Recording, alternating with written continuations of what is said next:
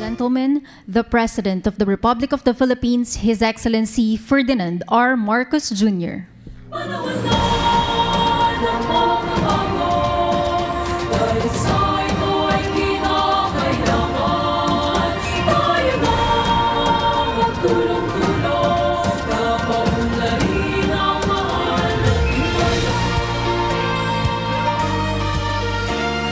We may now be seated. Good morning, everyone. We are gathered here today for the ceremonial signing of the Joint Circular on the establishment of Child Development Centers by the local government units. To formally begin our program, may we request Education Secretary Juan Edgardo Angara to deliver his opening remarks.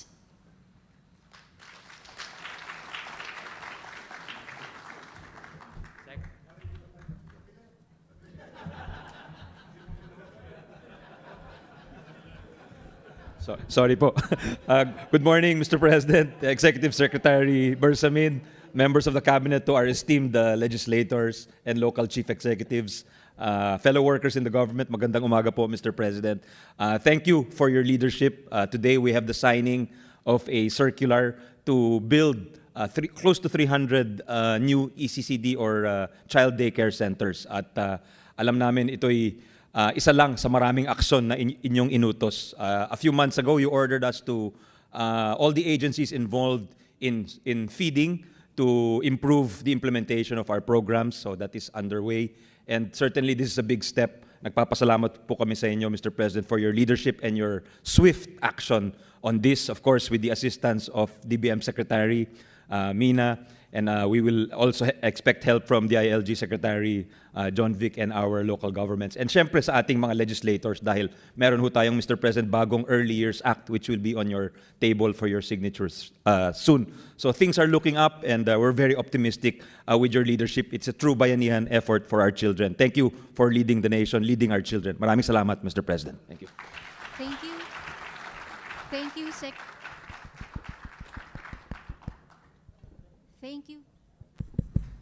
Thank you, Secretary Angara. May we request everyone to direct your attention to the screens for the audiovisual presentation on the Child Development Centers by the LGUs. Taong 1990 nang maisabatas ang Republic Act 6972 na nagtatakda sa pagkakaroon ng daycare centers sa bawat barangay sa buong bansa. Pero, higit 3 dekada na ang nakalipas, hindi pa ito lubusang naipatutupad. Ayon kasi sa datos mula Second Congressional Commission on Education o EDCOM II na nagsasagawa ng komprehensibong pagsusuri sa sektor ng edukasyon sa Pilipinas, maraming mga barangay pa ang walang Child Development Center o CDC sa buong bansa. Higit 300 dito ay mula sa mga low-income LGUs na hindi sapat ang resources o kakayahan para makapagpatayo ng mga CDC. Dahil dito, sa isang pagpupulong, inirekomenda ng komisyon kay Pangulong Ferdinand Bongbong R. Marcos Jr. ang paglaan ng pondo para tulungan ang mga low-income LGU na magkaroon ng access sa early development initiatives. Ang panukala ay agad namang inaprubahan ng Pangulo. Ayon sa Pangulo, bukod sa pagpapalago ng ekonomiya, agrikultura at pagtugon sa inflation, kailangang pagtuunan ng pansin ang sektor ng edukasyon na tanging pag-asa para sa kinabukasan ng bansa. Our system of education must be strategically calibrated to make sure that our youth are not only taught to become literate, but it has also consciously developed them into problem solvers and into critical thinkers, hungry for success, ready for the future. Bilang pagtalima sa kautusan ni Pangulong Bongbong Marcos, inaprubahan ng Department of Budget and Management sa pangunguna ni Secretary Amena Mina Pangandaman ang pagpapalabas ng 1 bilyong pisong budget para tugunan ang pangangailangan sa pagtatayo ng mga CDC. Noong nagbigay po sa atin ng direktiba ang ating Pangulong Bongbong Marcos na pondohan ang programang ito, umaksyon po tayo agad. We fully support our President's vision of a government that helps secure the foundation of everyone's success, and that is education. We believe that establishing child development centers across the country is crucial to every Filipino child's overall well-being before they transition to school. Para naman kay Department of Education Secretary Juan Edgardo Sonny Angara, isa itong mahalagang hakbang na kaakibat ang makapangyarihang mensahe. Walang bata ang mapag-iiwanan kahit sa pinakamalalayong lugar sa bansa. Investing in early childhood is another promise of Bagong Pilipinas coming to life. Malinaw ang bisyon ng ating Pangulong Bongbong Marcos, malayo dapat ang nararating ng aruga ng gobyerno.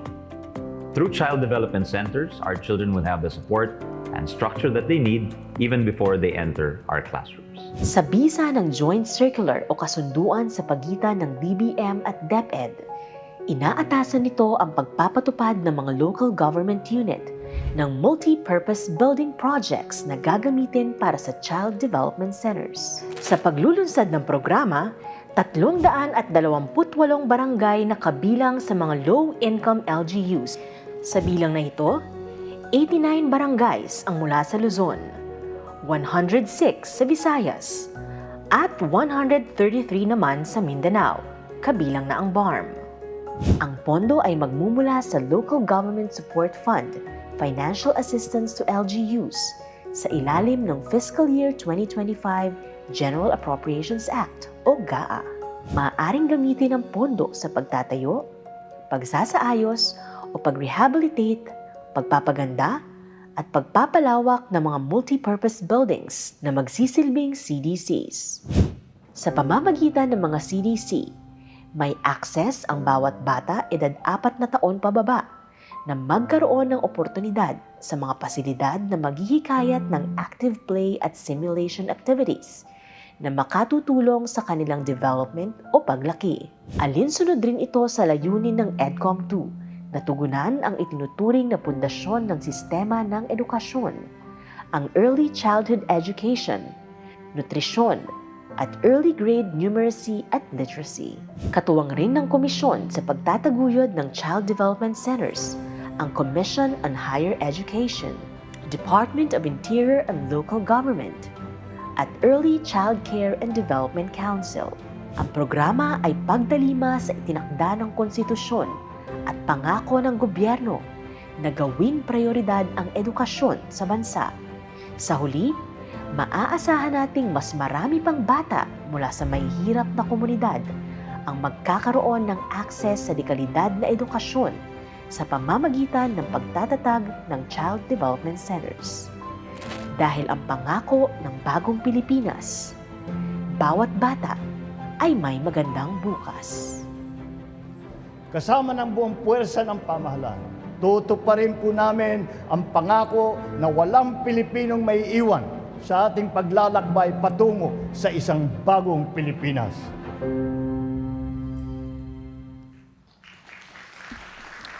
At this point, may we call on Education Secretary Juan Edgardo Angara and Budget and Management Secretary Amena Pangandaman to lead the signing of joint circular on the establishment of child development centers by the local government units.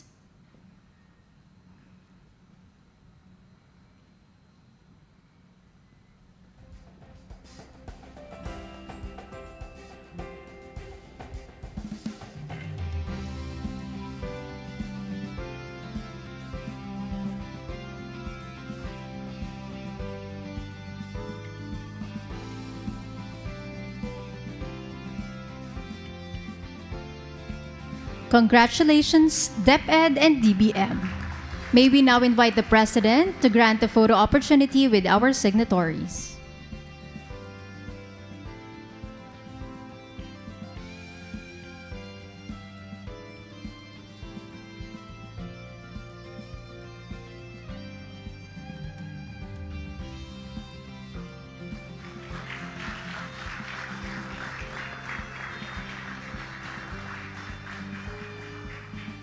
Thank you.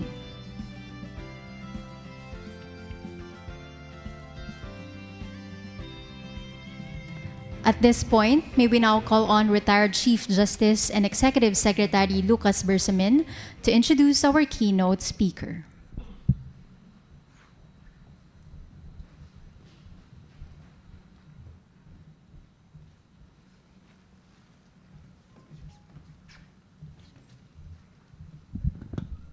ladies and gentlemen, the President of the Republic of the Philippines, His Excellency Ferdinand R. Marcos Jr. Thank you to Executive Secretary, former Chief Justice Luke Bersamin, for your introduction. Please take your seats.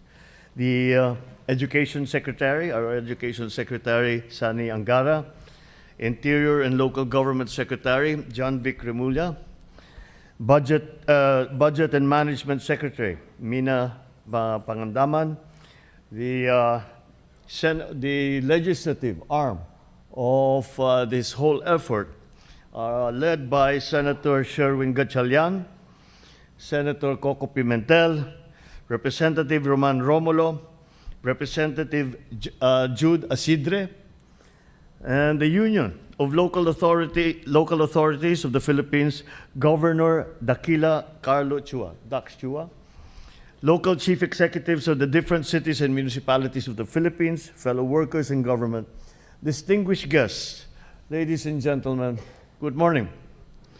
At the outset, I will ask your understanding for being a little bit late coming up. I was downstairs doing a book reading for 3 to 5 year olds in commemoration of what we are doing here. And I have to admit, I was having too much of a good time, so I actually asked if I could just stay there all day. But apparently the duties call. But nonetheless, it's always a joy to see the palace filled with a new energy, with a new laughter, the curiosity of children, as I'm sure you understand. Sometimes the palace is a very serious, very formal place. And when children come in, it reminds us what we are doing, why we are doing what we are doing. Earlier, I read a story entitled Ang Limang Tuta to these children, written by Eugene Y. Ebasco, illustrated by Almar Denso. It's a heartwarming tale about kindness and compassion for animals, showing us that no one is too young to make a difference in someone's life. I unfortunately probably made a mistake by bringing 2 of my dogs and losing my audience immediately. 3 to 5 year olds are not the easiest audience to keep anyway. And I immediately brought my own distractions. And that's why you will have to excuse my trousers are full of shedded hair of our toys downstairs. But now let me tell you another story. Sometime in the 1860s, a small boy sat by candlelight with his mother learning to read Spanish. That boy was not paying attention to his lesson, and the mother decided to read the boy a fable, translating it from Spanish to Tagalog. It was about a young and an old moth, and the young moth's fascination with a flame. The moral of the mother's story was to listen to one's elders. But the young boy learned a far more poignant one, that the light was the most beautiful thing in creation, and that sacrificing one's life for it was worthwhile. That boy grew up to become our national hero, Dr. Jose Rizal. He inspired our nation to fight for its freedom. This story also emphasizes the importance of reading in building the educational foundation of our children. Reading to children improves their language, develops their cognitive skills, and allows them to appreciate learning.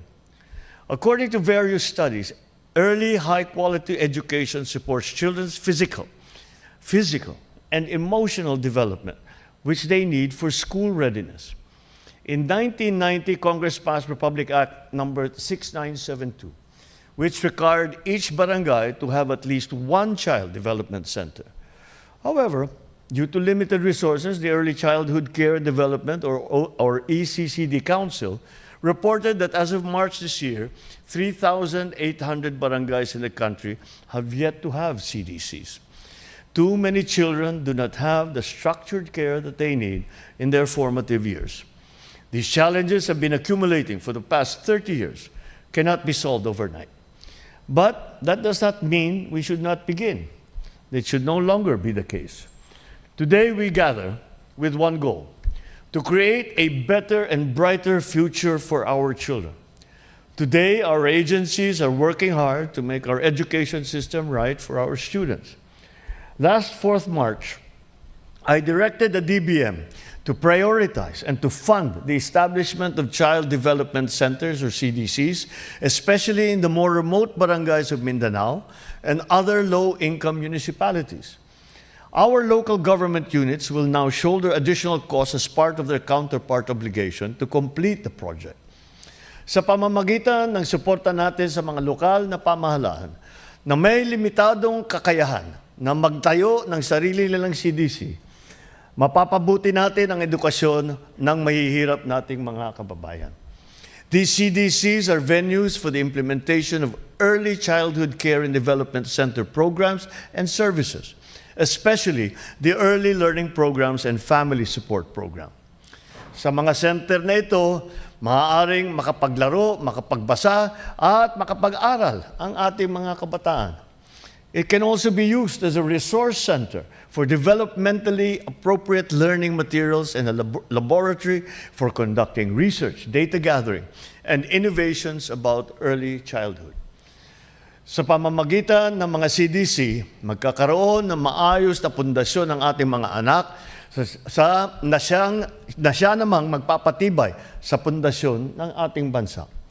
For this year, we have identified 328 low-income barangays that will now be provided with funding for them to access early childhood development initiatives.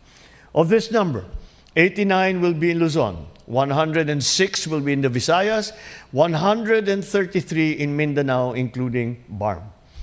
However, CDC is just a piece of the puzzle.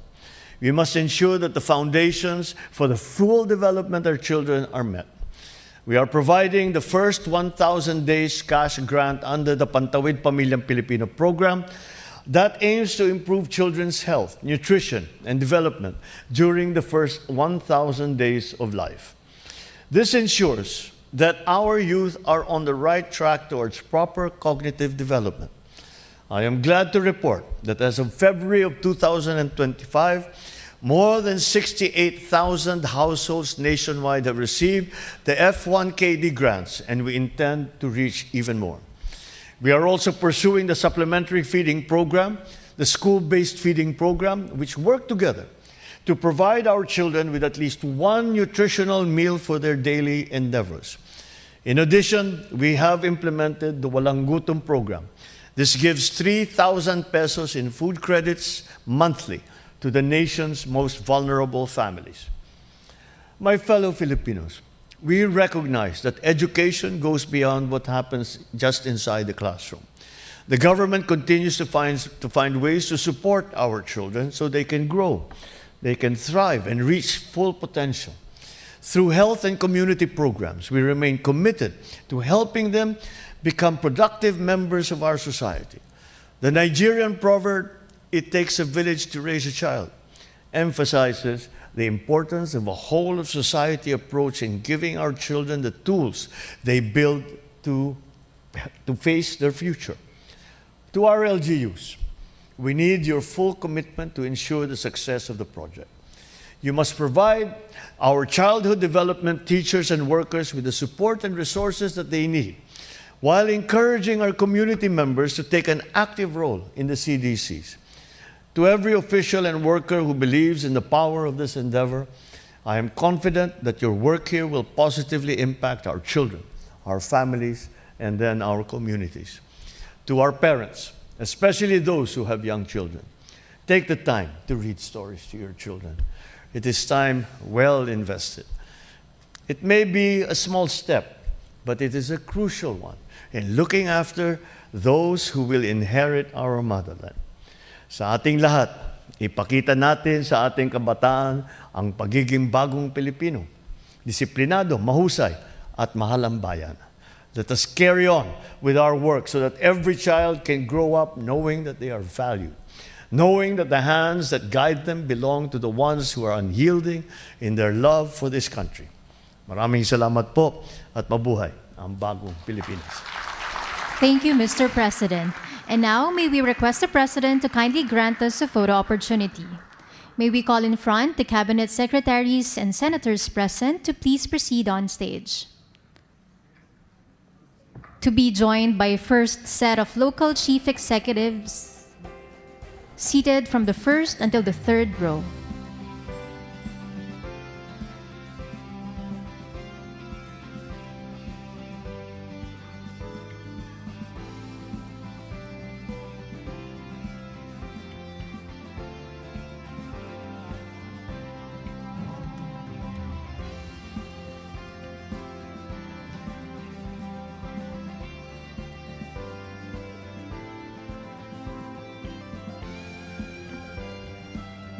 Members of the House of Representatives and second set of local chief executives, please stand by.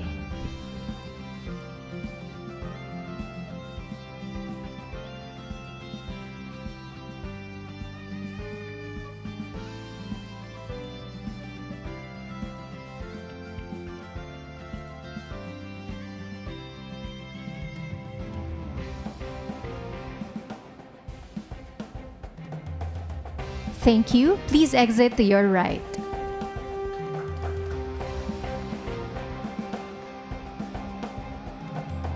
Members of the House of Representatives and second set of local chief executives, you may now proceed in front.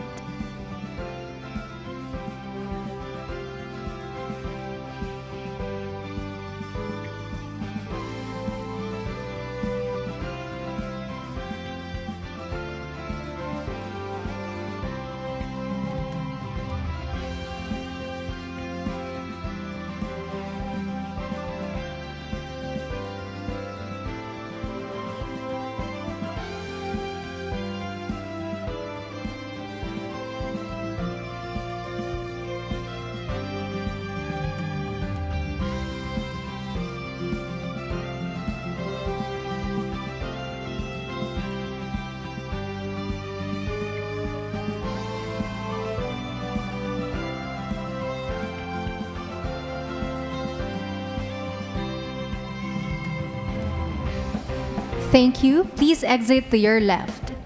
May we now request the President to please proceed downstage to grant us a group photo. May we also request our attendees to gather at the center and join us in the group photo.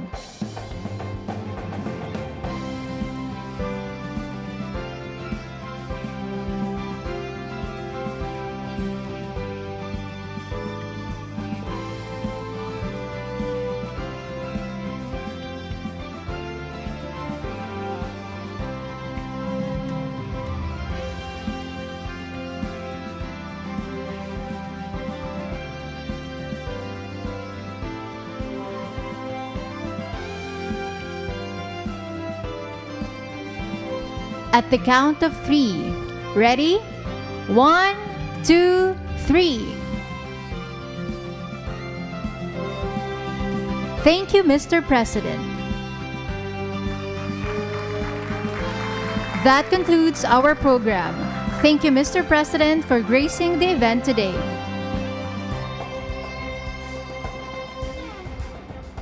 Once again, ladies and gentlemen, the President of the Republic of the Philippines, His Excellency Ferdinand R. Marcos Jr.